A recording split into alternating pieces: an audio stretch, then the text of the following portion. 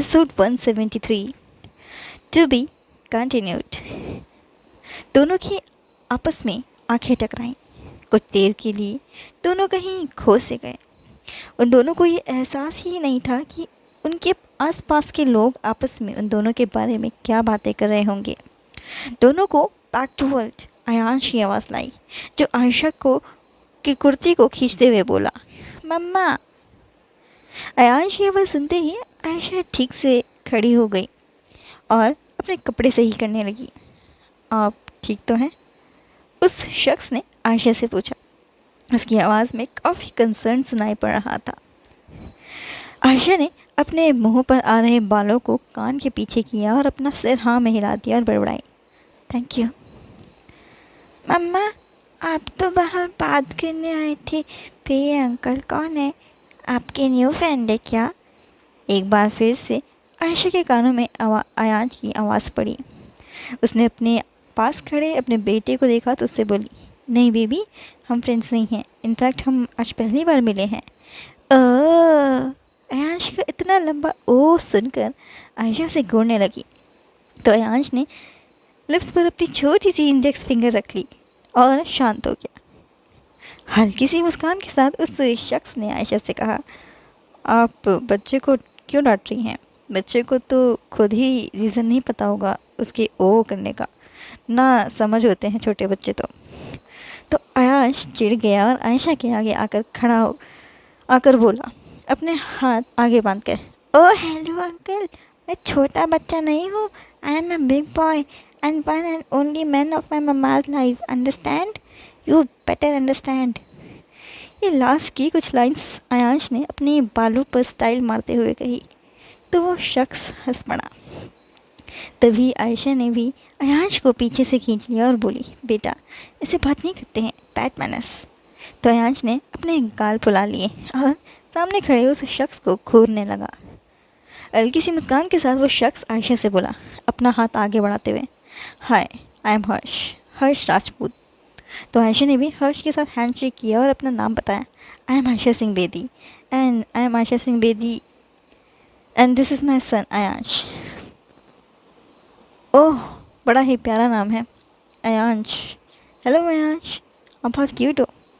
हर्ष ने अयांश के साथ भी हैंडशेक करने के लिए अपना हाथ आगे बढ़ाया तो वो आयशा के पीछे छिप गया और पीछे से छिपकर हर्ष को जीभ चिढ़ाने लगा। अयांश की बढ़ती बदतमीजी को देखकर आयशा काफ़ी शर्मिंदगी महसूस कर रही थी। अगर वो यूँ उसे डांट भी नहीं सकती थी किसी अनजान के सामने, तो उसने हर्ष को वीक स्माइल दी और अयांश की बदतमीज़ी के लिए माफ़ी मांगने लगी। It's okay ma'am, he is just a kid. जब हर्ष ने फिर से अयांश को बच्चा कहा तो वो अपनी नाक मटकाने लगा, जिसे देखकर हर्ष फिर से हंसने लगा। बाय, इतना कहकर हर्ष वहाँ से चला गया। उसके वहाँ से जाते ही आयशा अयांश के बराबर में बैठी और उसे घूरते हुए बोली, तू मेरी नाक कटवाने का एक भी मौका नहीं छोड़ता है, क्यों बदतमीज़ी कर रहा था उन अंकल के साथ? क्या सोचेंगे वो तेरे बारे में और मेरे बारे में कि मैंने अपनी बेटी को ऐसे संस्कार दिए हैं? बड़ों के साथ ऐसे बिहेव करना सिखाया है मैंने तुझे? तो फिर उन्होंने मुझे बच्चा क्यों बोला? मैं बिग बॉय हूँ, मैं भी आपकी टेक केयर कर सकता हूँ। अयांश भी आयशा को घूर रहा था। उसकी नाक पर बैठे गुस्से को देख आयशा को हंसी आ गई। ऊपर से उसका क्यूट सा रीज़न सुनकर तो आयशा ने अयांश के गालों पर पप्पी की बरसात कर दी। I you my dear baby, you are too cute, but अभी आप लिटिल बॉय हो और अभी तो मम्मा आपकी टेक केयर करेगी, इसलिए आप मम्मा की टेंशन मत लो, अभी आप सिर्फ एंजॉय करो, ओके? आयशा अयांश को समझा रही थी।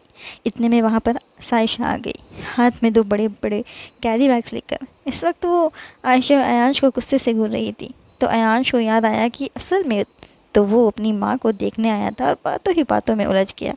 वही सब याद करते हुए वो सायशा को दांत दिखाने लगा, बहुत चालू हो तुम दोनों माँ बेटे, मुझे अंदर सामान लेने में लगा दिया और ख़ुद दोनों यहाँ मटर गश्ती कर रहे हो। सायशा सामान के बैग्स नीचे रखते हुए उन दोनों पर फट पड़ी। अरे ऐसा कुछ नहीं है कोको, तू गलत समझ रही है, हम दोनों यहाँ मटर गश्ती नहीं कर रहे थे। वो दरअसल अयांश को एक लड़की पसंद आ गई है, तो ये मुझे मना रहा था कि मैं उस लड़की को अपनी बहू बना लूँ। अचानक ऐसी बातें कर कर आयशा अयांश की टांग खींचने लगी तो वो आयशा को घूरने लगा। हैं, ये क्या बोल रही है तू? आयु को इतनी सी एज में एक लड़की पसंद आ गई? अरे अभी तो मेरी ही शादी नहीं हुई है, इस 7 साल की उम्र में बहू लाने की तैयारी कर रहा है। अब तो सायशा भी अयांश की टांग खींचने लगी, तो वो अब और ज़्यादा गुस्सा हो गया और स्टेयर्स पर जाकर बैठ गया, जिसका मतलब था कि अब अयांश को उसकी जगह से कोई नहीं हिला पाएगा। अरे, हमने तो कुछ ज़्यादा ही टांग खींच ली अयांश की, अब तो ये और ज़्यादा गुस्सा हो गया। सायशा आयशा के कान में बोली, चलो भाई, हमें ज़ोरों की भूख लगी है, हम तो चले छोले कुलचे खाने। इतना कहकर आयशा वहाँ से जाने लगी तो अयांश पीछे मुड़कर उसे देखने लगा। आयशा हल्के हल्के कदमों से चल रही थी ताकि अयांश उसे पीछे से टोके और बोले कि उसे भी भूख लगी है, मगर ऐसा तो कुछ हुआ ही नहीं। वो सीढ़ियों से खड़ा हुआ और पार्किंग की तरफ जाने लगा। नीनी, अयांश पार्किंग की तरफ जा रहा है, लगता है आज उसका गुस्सा 7वें आसमान से भी काफ़ी ऊपर जा चुका है, सायशा ने आयशा से कहा। तो वो दोनों दौड़ी दौड़ी उसके पीछे चली गईं, मगर अगले ही पल वो दोनों हैरान रह गई और एक दूसरे को देखने लगी, क्योंकि अयांश पार्किंग से थोड़ी ही दूरी पर खड़ी वैन के पास खड़ा था। आंटी जी, मेरे को एक प्लेट में खाना दे दो और गुलाब जामुन 2 देना, क्योंकि गुलाब जामुन मेरे फेवरेट है। एक गुलाब जामुन के पैसे मेरी मम्मा से ले लेना। ओके बेटा जी, मगर पहले आप अपनी मम्मा को लेके आओ, वैन वाली वो लेडी अयांश से बोली। तो इतनी देर में आयशा और सायशा भी वहाँ पहुँच गई। आप लगा दीजिए प्लेट, 3 प्लेट लगाना, आयशा वैन वाली लेडी से बोली, अयांश के कंधों को अपने हाथों में के बीच रखते हुए। मम्मा, मैंने आंटी से कहा है कि वो 2 गुलाब जामुन दे, आप इन्हें एक्स्ट्रा पैसे दे देना। अयांश ने यही सेम बात आयशा से भी कही, तो बदले में उसने अयांश के गाल खींचे। उसके बाद वो तीनों खाना खाने के बाद पार्किंग की तरफ जाने लगी। तब जब अयांश बोला, मम्मा, उन आंटी ने बहुत अच्छा खाना बनाया था, मैं फिर आऊँगा इनके वैन पर खाना खाने। तो सायशा बोली, हाँ, तू और मैं दोनों आएंगे। तो वो तीनों गाड़ी में बैठने ही वाले थे, इतने में वहाँ पर अभय का आना हुआ। अभय इस वक्त आयशा को गुस्से से घूर रहा था, मगर आयशा को कोई फ़र्क नहीं पड़ रहा था। वो अयांश को बैक सीट पर बैठाने लगी। इतने में वहाँ पर ब्लैक ड्रेस कोट पहने अभय के 2 बॉडीगार्ड्स आ गए। उन्होंने आयशा, सायशा और अयांश उन तीनों को घेर लिया, तो वो तीनों डर गए। ये क्या बदतमीज़ी है, रास्ता छोड़ो हमारा। आयशा उन गार्ड्स पर चिल्लाने लगी, मगर उन लोगों ने उसकी एक ना सुनी और तीनों को अभय की गाड़ी की तरफ ले जाने लगे। कुछ देर में अभय आयशा और सायशा अयांश को तीनों को लेकर राठौड़ मैंशन पहुंचा। गाड़ी से बाहर उतरते ही अभय ने आयशा को भी ज़बरदस्ती गाड़ी से बाहर उतारा। सायशा और अयांश भी उनके साथ गाड़ी से उतरे। बालकनी में खड़ी कुसुम अचानक से आयशा, सायशा और अयांश को देखकर चौंक गई। अभय आयशा को हॉल में ले आया। उसने उसका हाथ काफ़ी कस के पकड़ा हुआ था ताकि उससे छुड़ाकर भाग ना पाए। ये क्या बदतमीज़ी है तुम्हारी, आयशा अपना हाथ अभय से छुड़वाने की कोशिश करते हुए उससे बोली, मगर उसे कुछ फ़र्क नहीं था। इतने में वहाँ पर गीतांजलि, जानकी और कुसुम भी आ गए। आप अपने बेटे से कह दीजिए कि ये हमें यहाँ से जाने दें, आयशा गीतांजलि की तरफ देखते हुए उससे बोली। गीतांजलि अभय से कहने ही वाली थी कि तभी अभय आयशा को खींचते हुए अपने बेडरूम में ले गया और बाकी सब उन दोनों को बस देखते ही रह गए। ओह गॉड, पता नहीं है अभी क्या करने वाला है, कहीं अगर इसने नीनी को कुछ कर दिया तो, सायशा अपने मन में बोली। वहीं कुसुम का खून बुरी तरह से खौल रहा था ये देखकर कि आयशा अभय के बीच आग लगाने के बावजूद भी अभय आयशा को हक से अपने कमरे में ले गया। इतने हक से तो कभी अभय ने कुसुम को नहीं कहा था अपने कमरे में आने के लिए। वहीं ऊपर कमरे में अभय ने आयशा को शावर के नीचे खड़ा किया हुआ था और अभय खुद भी उसके साथ ही शावर के नीचे ही खड़ा था। कुल मिलाकर अभय ने अब भी आयशा को कसकर पकड़ा हुआ था। क्यों कर रहे हो तुम ये सब कुछ? आज फिर तुम मुझे तकलीफ़ दे रहे हो, क्या मिलता है तुम्हें मुझे चोट पहुंचाकर? आयशा रूखे सुर में अभय से सवाल कर रही थी, मगर अभय तो इस वक्त आयशा की खूबसूरती में ही कहीं खोया हुआ सा था। उसने तुम्हें छुआ, जो कि उसने उसे नहीं करना चाहिए था। तुम मेरी हो और मेरी ही रहोगी, तुम पर हमेशा मेरा ही हक रहेगा। अभय आयशा की आंखों की गहराई में कहीं खो सा गया, मगर आयशा को उसकी इन बातों से कोई फ़र्क नहीं पड़ रहा था। वो तो बस खुद को कैसे भी करके अभय से दूर करना चाहती थी। बस मौके का फ़ायदा उठाते हुए आयशा ने अपना दायां घुटना उठाया और अभय के पैरों के बीच दे मारा, जिस वजह से वो दर्द से कराहने लगा। बस इतनी ही देर में आयशा ने अभय को पीछे से लिए धकेल दिया और बाथरूम से बाहर आ गई। मगर जाने से पहले वो अभय से बोली, हर कोई तुम्हारे जैसा नहीं होता कैरेक्टरलेस एंड विमेनाइजर। मैं बहुत ही इज्जतदार घर से हूँ, समझे। उसके बाद वो वहाँ से चली गई। आयशा रूम का दरवाज़ा खोलने की कोशिश कर रही थी, मगर वो दरवाजे की चटकनी खोलने में असमर्थ थी, क्योंकि उसका हाथ वहाँ तक नहीं पहुँच पा रहा था। वो जल्दी से ड्रेसिंग टेबल की तरफ गई और स्टूल ले आई ताकि वो उस पर चढ़कर दरवाजे की चटकनी खोल सके। ऑलमोस्ट वो दरवाजे की चटकनी खोलने में सफल हो ही गई थी कि इतने में अभय खुद को संभालते हुए बाथरूम से बाहर आया और आयशा का हाथ पकड़ लिया।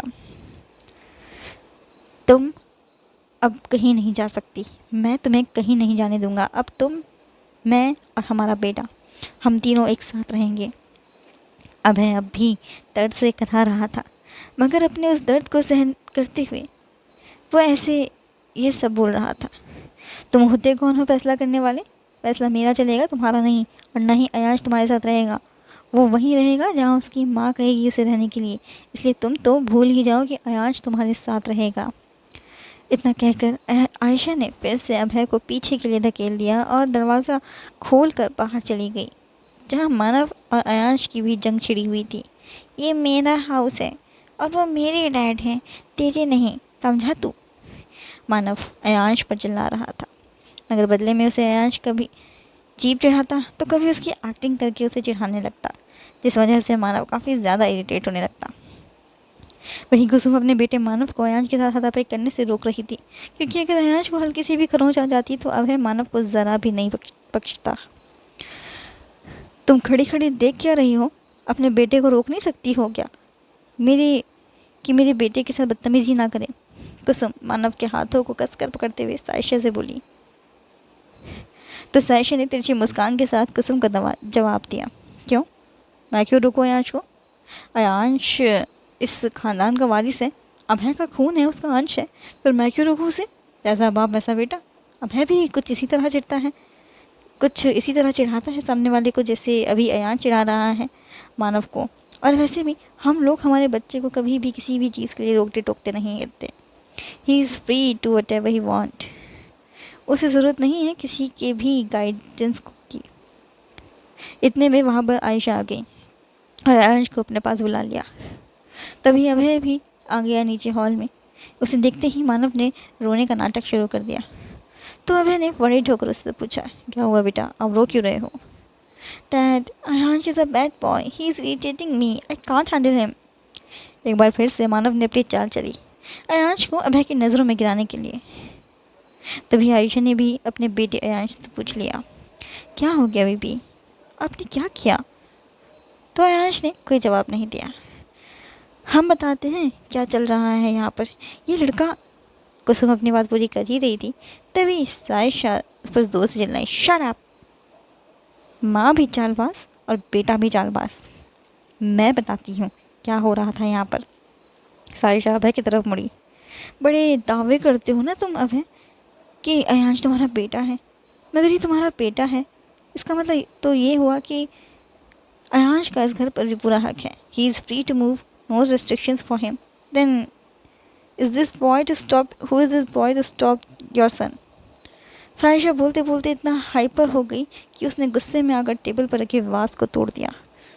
तुम्हारी हिम्मत कैसे हुई राठौड़ मंशन में तोड़ फोड़ करने की? कुसुम सायशा पर चिल्लाने लगी तो उसके बचाव में आयश बोला, आप मेरी मासी पर चिल्लाओ मत, वरना मुझे गुस्सा आ जाएगा और मैं भी घर में सामान तोड़ूंगा और आप लोग आयु को नहीं रोक पाओगे। अभय जो अब तक शांत खड़ा था, फाइनली उसके अंदर का गुस्सा जाग उठा।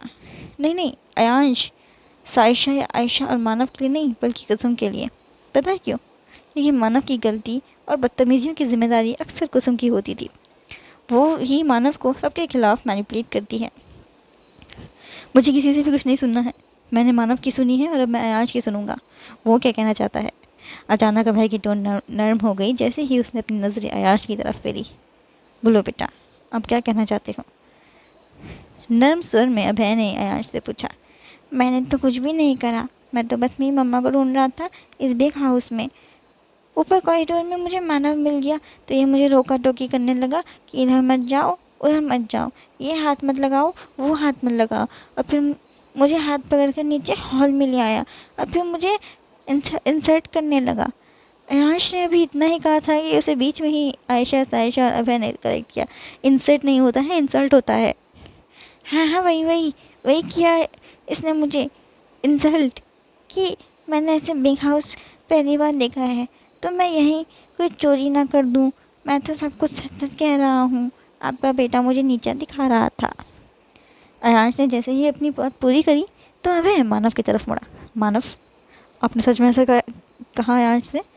अब अभय की टोन मानव के लिए थोड़ी सी कड़क हो गई तो वो कुसुम के पल्लू में जाकर छुप गया।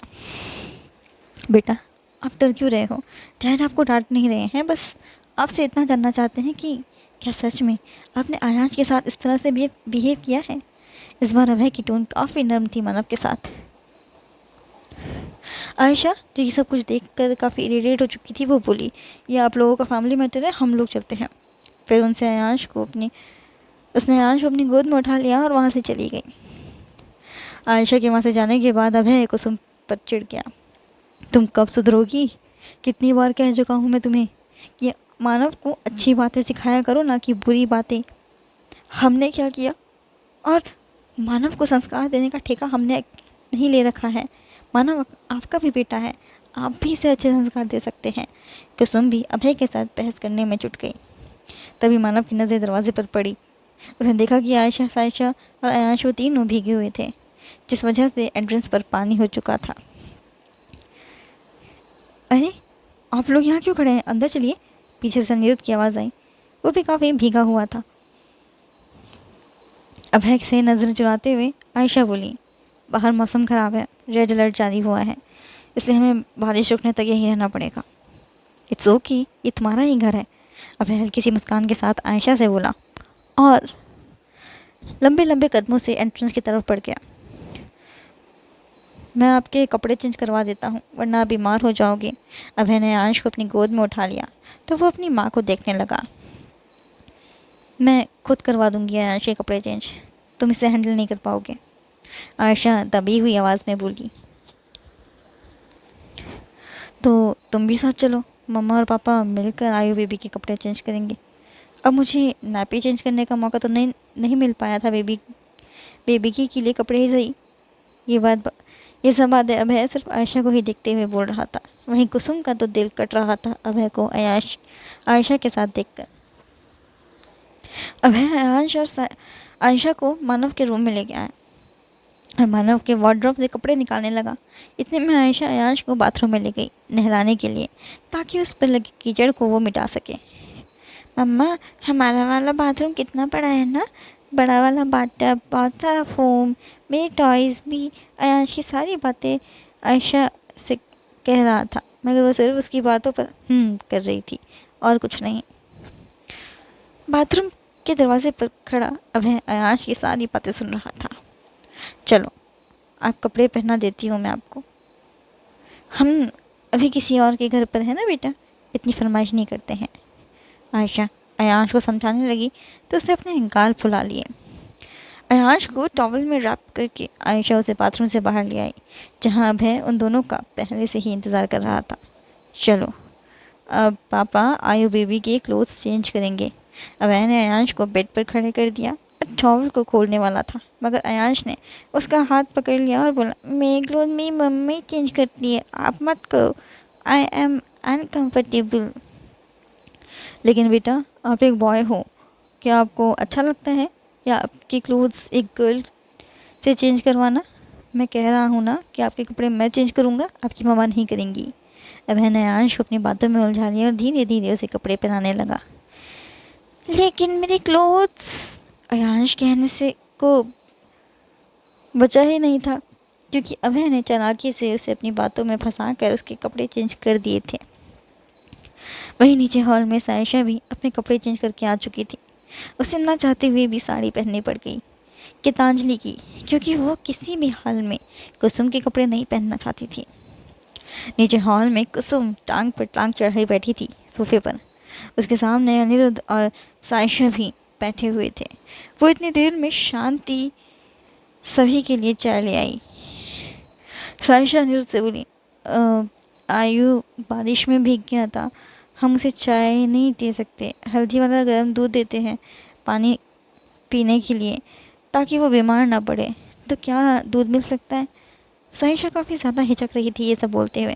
ऑफ कोर्स, मैं शांति से कह देता हूँ, वो अयांश के लिए हल्दी वाला गर्म दूध ले आएगी अभी। अनिरुद्ध ने बहुत ही पोलाइटली कहा, जिस वजह से कुसुम को आग लग रही थी। तभी हॉल में आयशा, अभय और अयांश भी आ गए। अयांश के नाम इतनी तेज़ थी अयांश की नाक इतनी तेज़ थी कि किचन से आ रही खुशबू को सूंघते ही वो बोल पड़ा, मुझे भी खाना है पनीर की पकौड़ी। अच्छा आयु बीबी, आपको कैसे पता चला कि घर में पनीर के पकौड़े बन रहे हैं? अभय ने उसे सोफे पर बैठाते हुए पूछा। मेरी नोज बहुत तेज़ है, सब कुछ जल्दी जल्दी पहचान लेता हूँ क्या बन रहा है। I am foodie. अयांश अपने बारे में अभय को बता रहा था। तभी शांति दूध का गिलास ले आई। Thank you. आयशा ने शांति के हाथ से दूध का गिलास ले लिया और अयांश को पिलाने लगी। आयशा, तुम्हारे बेटे को तुमने हद से ज़्यादा ही नहीं बिगाड़ा हुआ है, सब कुछ तुम इसे हाथ में देती हो, थोड़ा मैच्योर बनाओ अपने बेटे को। कुसुम आयशा से बोल रही थी, मगर इस वक्त उसका फोकस सिर्फ अयांश को दूध पिलाने में था। ग्लास पूरी तरह से फिनिश करने के बाद आयशा ने ग्लास को टेबल पर रख दिया और कुसुम की तरफ मुड़ी। वो क्या है ना कुसुम, कि अगर मैंने इस उम्र में अपने बेटे पर ध्यान नहीं दिया ना, तो ये तुम्हारे बेटे की तरह चालबाज और षड्यंत्रकारी बन जाएगा। क्योंकि बच्चे वही सीखते हैं जो वो अपने बड़ों को करते हुए देखते हैं।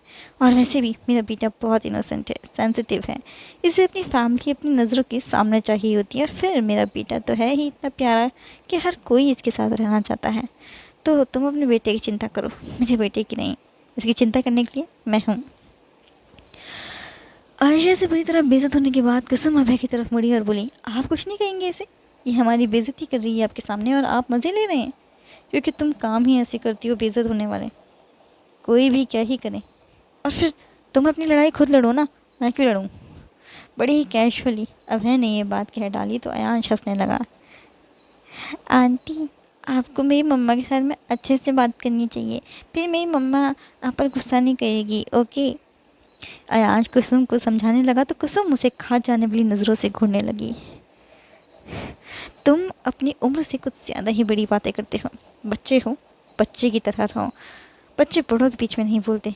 कुसुम दांत कीटते हुए बोली अयांश से। Thank you so much Ayansh को कुछ अच्छा सिखाने के लिए, मगर तुम्हारे लिए बेहतर होगा अगर तुम अपने बेटे को नॉर्मली बिहेव करना सिखाओ। तुम्हारा बेटा ड्यूअल पर्सनालिटी है, आउटसाइडर्स के सामने वो अलग बिहेव करता है और अभय के आते ही अपना सारा ब्लेम दूसरे के ऊपर शिफ्ट कर देता है, और तुम उसे ये सब सिखाती हो। सायशा कुसुम को खा जाने वाली नज़रों से घूरते हुए बोली तो वो बर्दाश्त नहीं कर पाई और एक बार फिर से राठौर मेंशन में जंग छिड़ गई, मगर इस बार सायशा और कुसुम के बीच में। उन दोनों के बीच हाथापाई शुरू हो गई। इतने में आयशा का फ़ोन बजने लगा। उसे किसी अनजान नंबर से कॉल आ रहा था, तो उसने वो कॉल पिक कर ली। जी, कौन बोल रहा है? ओह हाय हर्ष, थैंक यू सो मच। आप प्लीज़ मेरी वॉच अपने पास ही रखिए संभाल कर, मैं वापस आकर आपसे मिलती हूँ। वैसे भी अब तो आप हमारे पड़ोसी भी हैं। इतना कहकर आयशा ने कॉल काट दी, मगर अब अभय का गुस्सा बढ़ चुका था। आयशा को किसी और के साथ हंस हंस कर बातें करते सुन। ये हर्ष कौन है? अभय ने पूछा, तो पलट कर उसे आयशा ने जवाब दिया, दोस्त है मेरा, बेस्ट फ्रेंड। आयशा ने झूठ बोला, तुम्हारा बेस्ट फ्रेंड?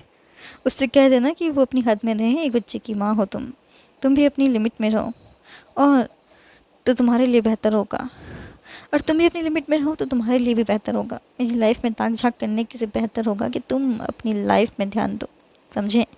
आयशा ने भी अभय को पलट कर मुँह तोड़ जवाब दिया तो कुसुम मुस्कुराने लगी। उसकी उस मुस्कान को अनिरुद्ध और सायशा उन दोनों ने ही नोटिस कर ली थी। खैर इस वक्त उसके मुंह पर नाखून के निशान भी लगे हुए थे, जो कि ऑब्वियसली सायशा नहीं मारे थे, और ऊपर से उसकी विग भी नीचे गिर चुकी थी, जिस वजह से गंजी खोपड़ी सभी को दिख रही थी कि अयांश बड़ी मुश्किल से अपनी हंसी दबाए हुए था।